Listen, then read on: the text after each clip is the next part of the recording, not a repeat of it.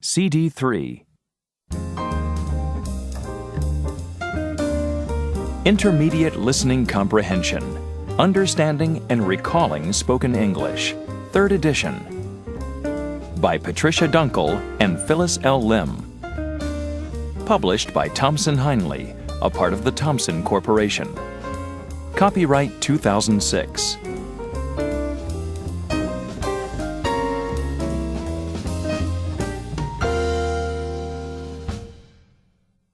Unit 2. Focus on Process.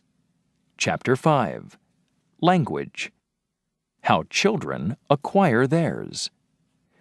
Part 2. Listening. Page 30. A. Initial listening. Now let's listen to a talk about how children acquire language. It may help you to concentrate on the talk if you close your eyes while you listen.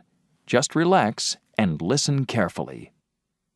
What I'd like to talk about today is the topic of child language development.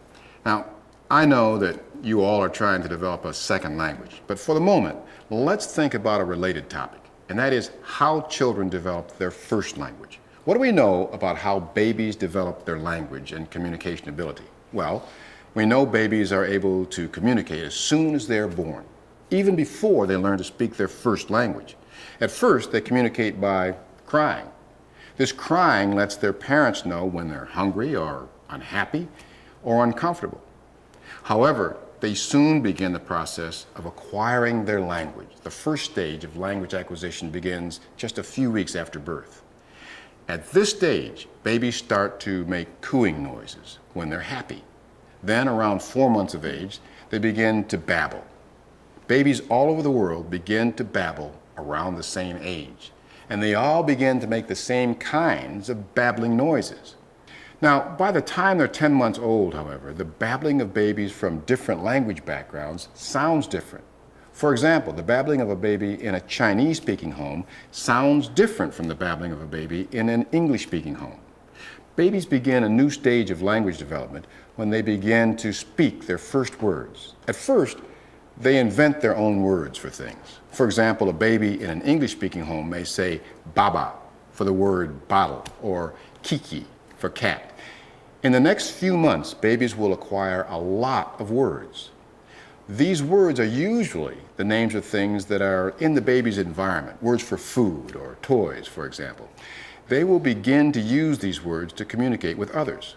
For example, if a baby holds up an empty juice bottle and then says juice to his father, the baby seems to be saying, "I want more juice, Daddy," or "May I have more juice, Daddy?"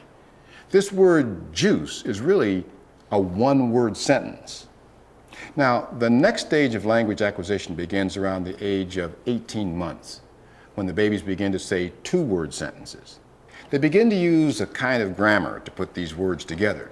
The speech they produce is called telegraphic speech, because the babies omit all but the most essential words.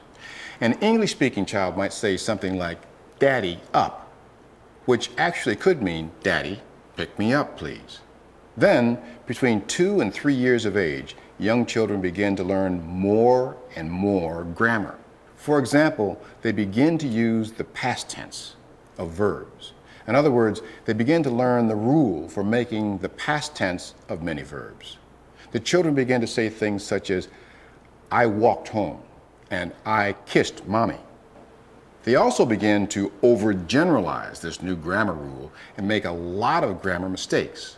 For example, children often say such things as, "I goed to bed," instead of "I went to bed," or "I eated ice cream," instead of "I ate ice cream."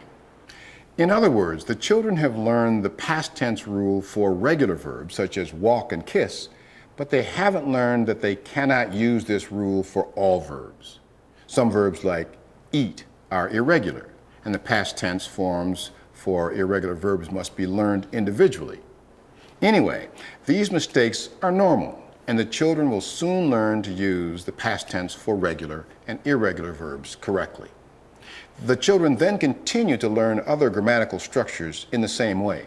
Now, if we stop to think about it, actually it's quite amazing how quickly babies and children all over the world learn their language and how similar the process is for babies all over the world. Do you remember anything about how you learned your first language during the early years of your life? Think about the process for a minute. What was your very first word? Was it mama or maybe papa? Now think also about the process of learning English as a second language. Can you remember the first word you learned in English? I doubt that it was mama. Now think about some of the similarities and differences involved in the process of child and adult language learning. We'll talk about some similarities and differences in the first and second language learning processes tomorrow. See you then.